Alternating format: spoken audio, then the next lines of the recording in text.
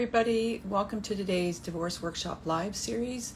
Today we're inviting Mary Ann Hughes, who's going to talk to us.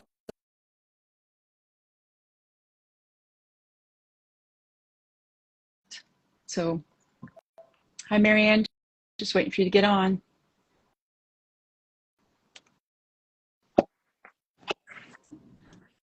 Hi. Hey Karen, how are you today? Good to see you. Great. Pleasure to be here again. I just want to, before we start, I just want you to give a brief introduction of who you are again, so people can get to know you better. Sure, yeah. So my name is Mary Ann Hughes. I'm located in Houston, Texas. I'm the mom of two now young adults on the autism spectrum, and several years ago I went through divorce, and through my experience decided to help others through the process. So I became a certified special needs divorce coach, and also recently became a mediator and a parenting coordinator. So I'm able to help one parent to help them and how to advocate for their child, or also to work with both parents to work as a neutral and help them come up with ways to better support themselves and their children through the process. Awesome.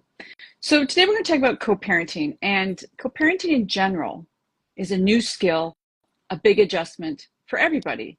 But today you're going to let us know on the uniquenesses and maybe the differences or challenges that come on with kids that have special needs and you're going through a divorce.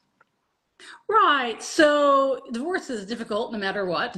But when you have a child with special needs or challenges or disabilities, it brings some extra complexities into the mix. And so the biggest one is that that child, whether you're getting divorced when they're young or when they're older, that child is going to be most likely dependent on you for their lifetime, for your lifetime. And so the co-parenting and the parenting needs don't end at age 18. And so that's the biggest difference in terms of the approach you take during divorce and afterwards as well. So that would mean like when you're doing your parenting plan, it's going to look differently than like a different type of divorce. Like your parenting plan has got to look at the future throughout their life of the child. Right, it can. Yeah. And so Yeah. some people choose to cross that bridge when the child turns 18, and you can go modify or have discussions and come up with agreements, on your own with that parent. But it's best during the process to kind of think about that.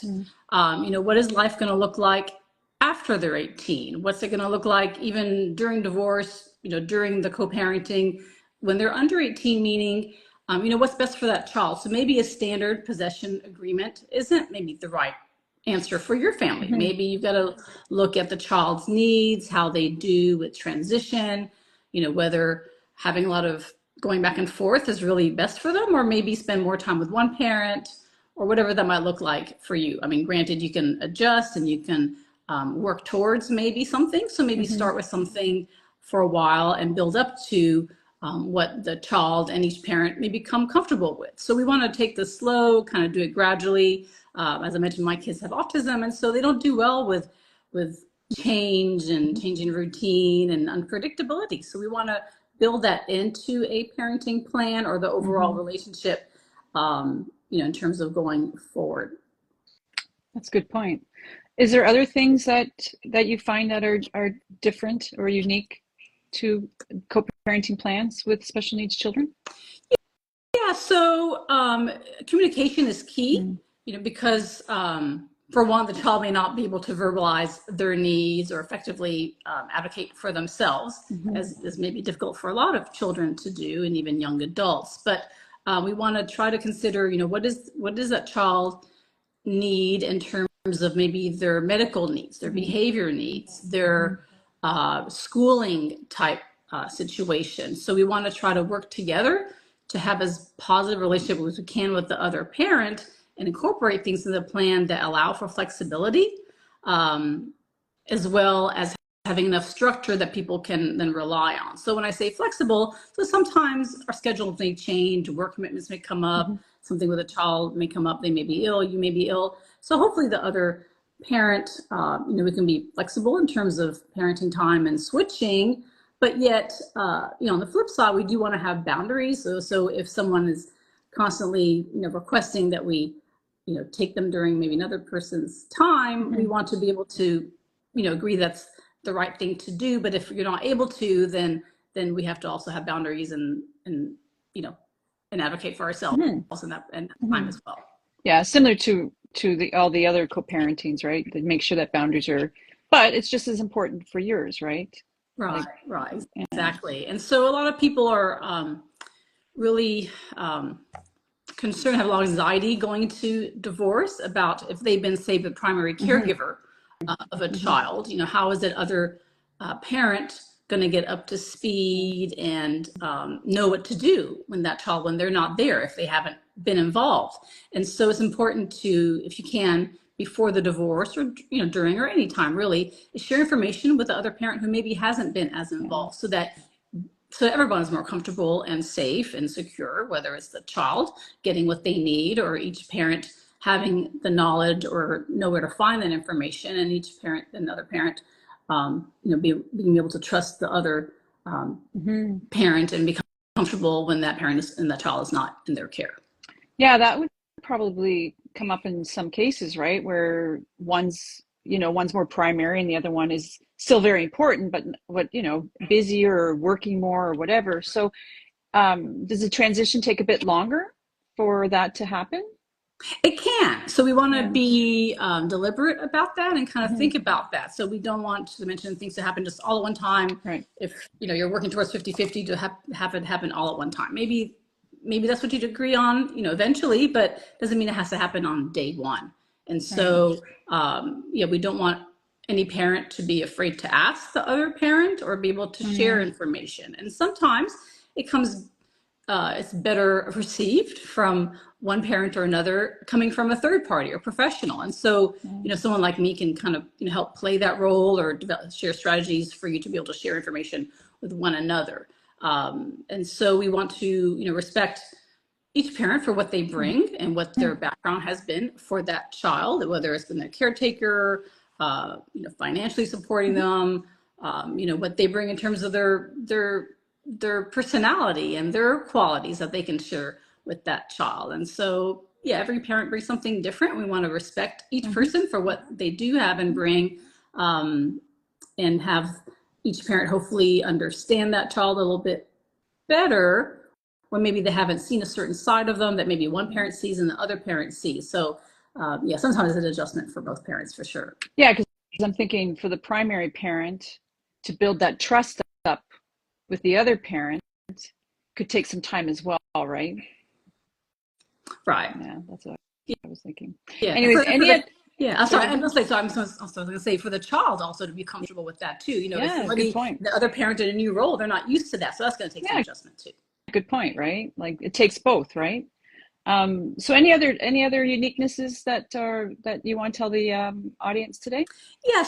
So, part of the co-parenting and planning for the child's future is looking at what they need. And so Mhm. we want to, bring in maybe other professionals if we need to plan for Mhm. what is this child going to need when they're older? What do they need now in terms of therapies or programs, and what will they need going forward? So we want to Mhm. build that in maybe to our agreements as we're going through divorce as to how we're going to maybe share expenses or work with experts or decision making. All these things get complicated Mhm. for many reasons, but we don't want to do it just to feel like one parent has control. It's, maybe think about, okay, who normally makes these type of decisions? And, maybe one parent does have maybe primary or final decision making, but both parents are involved in the process. So we don't want to have a situation, hopefully not, where Mhm. if it's 50-50, people can't decide on who has the final say,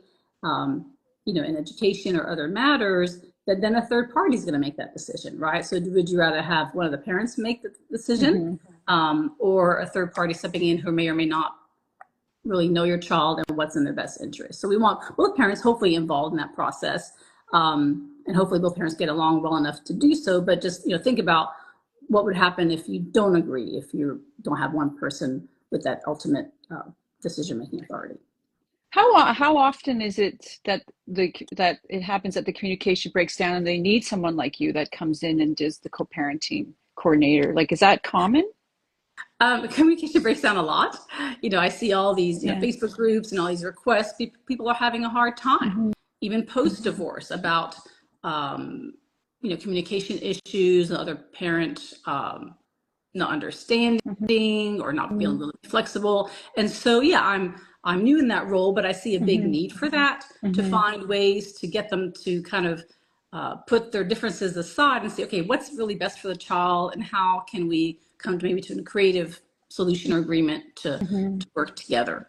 And so there's ways that you don't have to maybe, communicate. If you're not getting along, that's Mm-hmm. okay, right? But how can we communicate and share information, whether it's by email, by a parenting app, Yeah. or other means, so that we're acting and carrying ourselves in a professional manner and respecting the other parent, but yet being able to share that information effectively. Mm-hmm. Yeah, because communication and co-parenting for everybody is vital, right? It's one of the hardest things to do because a lot of reasons why we're getting divorced is the communications are breaking down, right? But it is important to get, if you are struggling, to get the help that you need because it can help make things a little bit smoother, right? Like a Right. bridge. Yeah. Right, exactly. Because we don't want to have to go through a legal process again. If we No. can avoid it, because some people, just can't get along and say, okay, I'm gonna then do this and have to hire a lawyer. And really, if you can do it without lawyers, if you're already divorced, that's probably the best Mm-hmm. option. If there's some other, huge thing going on, then yeah, you'll Yeah, of course. definitely seek out, legal advice and in a process. But if we can find ways to get along and make things work, then yeah, that should be definitely. Yeah. We do have a question, or is this service available in the UK? Deep in for a second. Sorry, I didn't hear the last question. So is this service, are you available, a service available in the UK?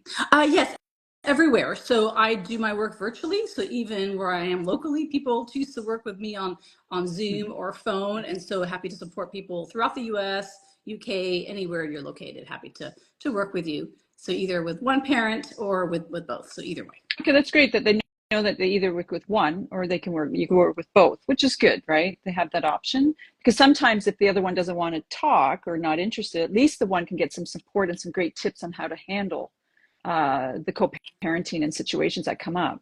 Right, because even if you're going through divorce or thinking about it, you want to kind of have some ideas to go, if you're working with a lawyer, which I advise working with professionals who understand special needs and not everything else Mm-hmm. that's involved in that, which was, I think we talked about Mm-hmm. some other sessions and we'll continue to, but we want to make sure that we're not missing anything as part of this. And so someone like me can kind of help you think about all these different things that maybe you haven't been, us on your radar yet, or maybe even that family law attorney doesn't have that experience with special needs. And so we want to be able to bring those things to them about these are things that we need to think about and consider.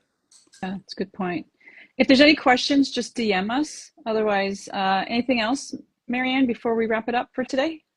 Yeah, so I didn't mention, so, and they probably see it, through this link. So you can reach out to me either through Special Family Transitions is my name all over social media. So feel free to, like Karen said, to DM me or her, and we'll definitely help you out. Yeah, I see you all over the place. You've been doing like webinars and workshops and you're really making an awareness of this. And I really, that's why I encourage we keep talking and getting the help needed because more people need to know, right? That the support is available. Right. Yeah, a lot of people don't know this. The support exists, and I'm trying my best to get information out there through forums like this. I write articles. I participate in summits, all different things to get information out there that there is help out there, and that there are things you can do to advocate for yourself and for your child in this process. Yeah, you have lots of resources on your webpage as well. So, anyways, if there's nothing else, we'll wrap it up for today, and we'll hope to see you next month with another great topic. And thanks everybody for joining. Thank you. Thanks.